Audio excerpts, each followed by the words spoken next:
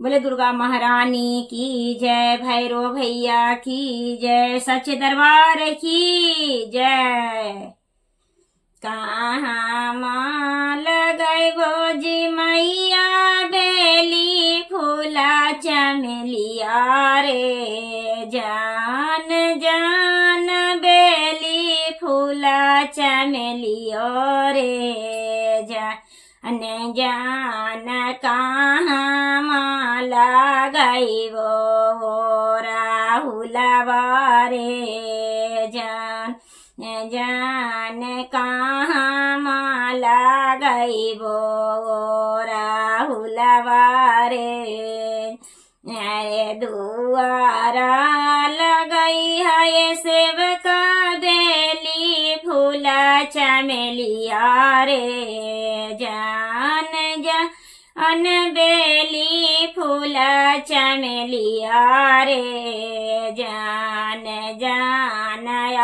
गाना लगई हा ओ राहुलवा रे, जान जान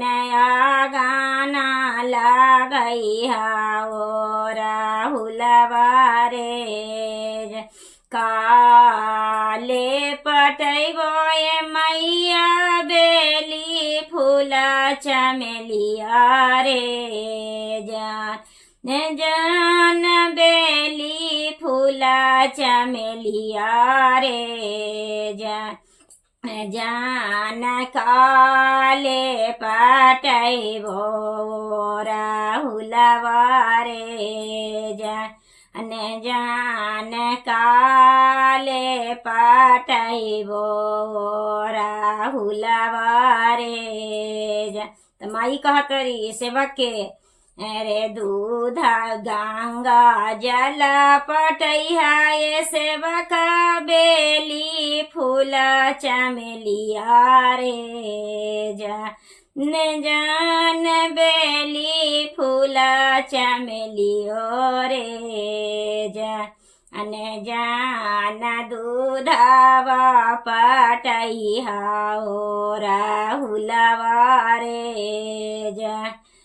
जान दूधावा पटैहा ओ राहुलवा रे, जान।